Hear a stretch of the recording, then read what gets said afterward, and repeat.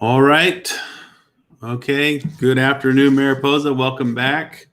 I missed you all. Welcome back to Inside the Office with me, Sheriff Briese, on this beautiful sunny day. Not too smoky, so good things there. I want to welcome everybody. Thank you for tuning in. And we will get started. We're going to do a couple things a little different. We're going to first give a quick 3-week look back from our last time we were out here on the Facebook Live, and also we stream to the KRYZ radio 98.5, which the recorded shows are played Friday 2 p.m., Sunday at noon, and Wednesdays at 7. So if you don't catch us here and you're in your car, you can tune in there. But for the look back that we missed while we were absent from Facebook was 1,523 calls for service, and we had 47 jail bookings. So pretty busy. Deputies are staying busy. Amongst other things, out of those 47 jail bookings, we did have 7 DUIs, and we were able to get 18 grams of methamphetamine off the streets of Mariposa.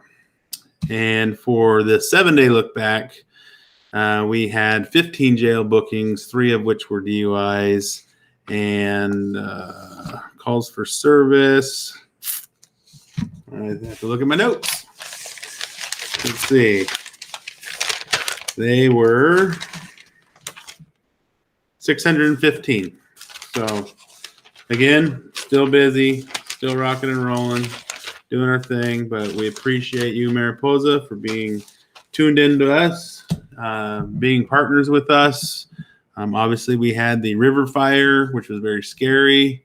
We got fortunate to our partners at CAL FIRE and our partners at Madera Sheriff's Office and everyone. We all worked together to put that thing to bed fairly quick.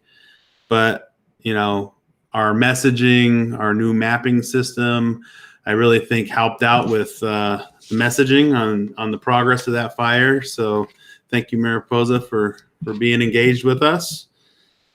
And let's see, we also had some questions about the Lake McClure. Lake McClure water levels are lower than normal, and the MID is making contingencies on the water levels and the possibilities of moving the marina around. And, you know, there's always those possibilities of closing some of the outlining boat ramps. It all depends on water depth, safety, and stuff like that. So there has been a lot of chatter, I know, on our recent major incident. So with that, we have been trying to message as we can through investigative purposes, but also messaging you, the public, of what we're doing and ensuring that, you know, the suspects are in custody, and the detectives are working very hard on putting that case together so the district attorney's office can review and seek the prosecution. So with that, I guess we will go to some questions. So our first question is from a KRYZ listener. Why do some crimes not appear in the sheriff's log? Do you decide which ones are held back? So, yeah, the simple answer is yes.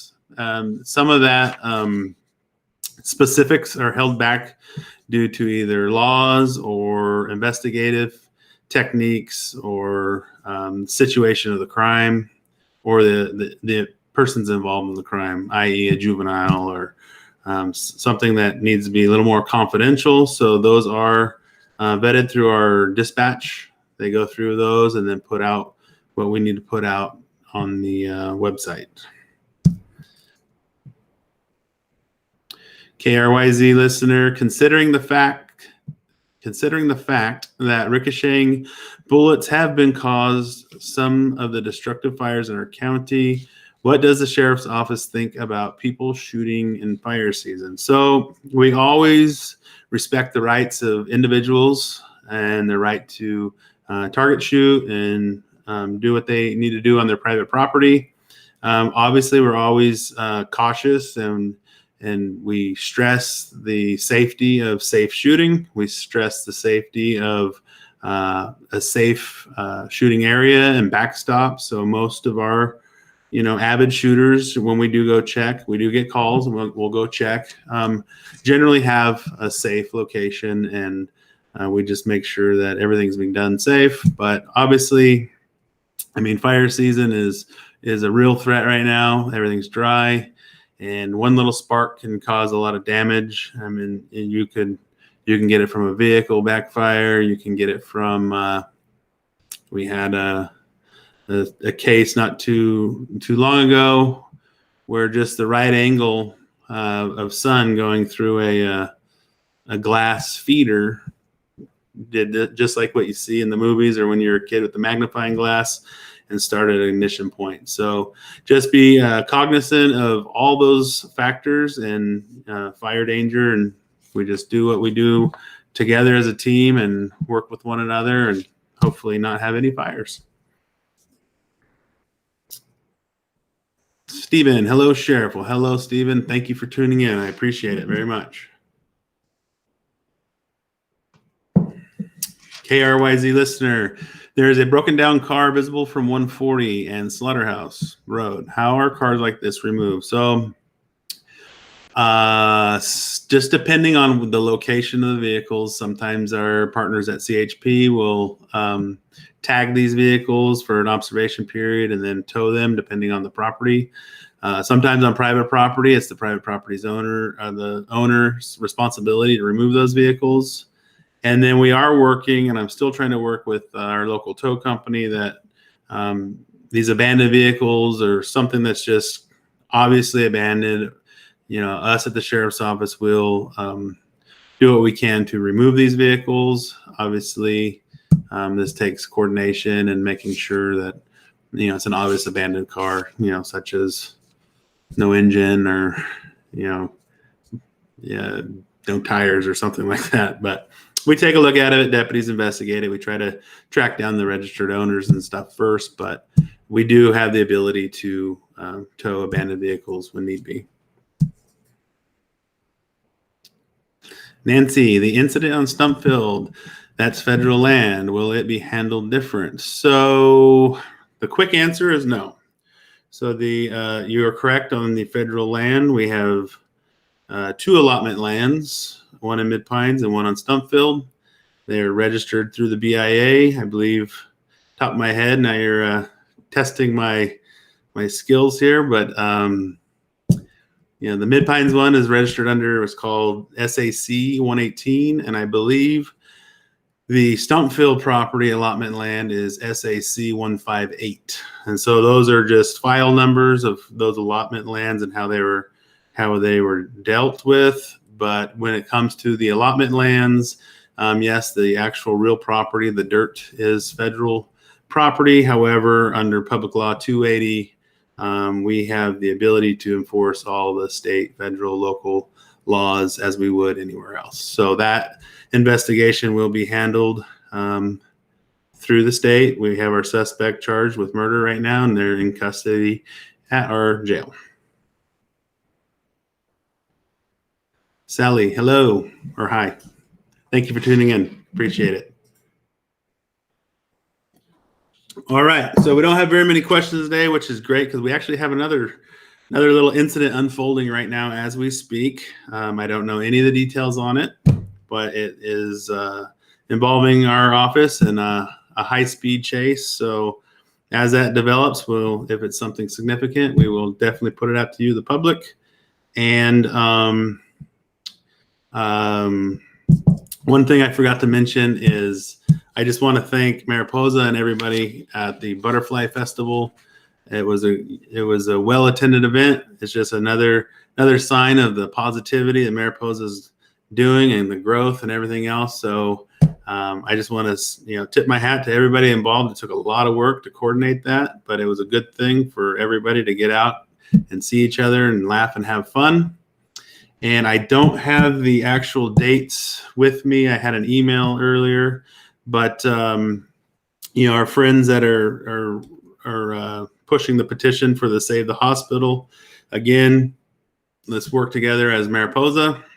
Let's remember to think really hard about the possibility of not having a local hospital here for everything from emergencies to stabilizations to patient care. So let's help our hospital. Let's help our community so we don't have to take scary rides down the hill, hoping to get to a doctor's office or hospital.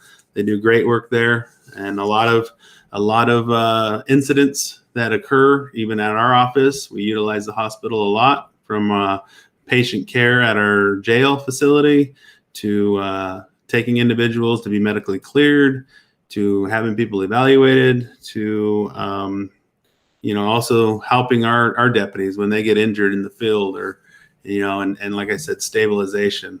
Not every incident means that you get a helicopter ride out of here, and there's a lot of different procedures that before you get a helicopter ride, you got to be stabilized. So just let's remember all the good things that come about having our own facility to make sure our loved ones are safe and taken care of. So we'll see if we have any more questions. Dan, haven't heard from you in a while. Hope you're doing well.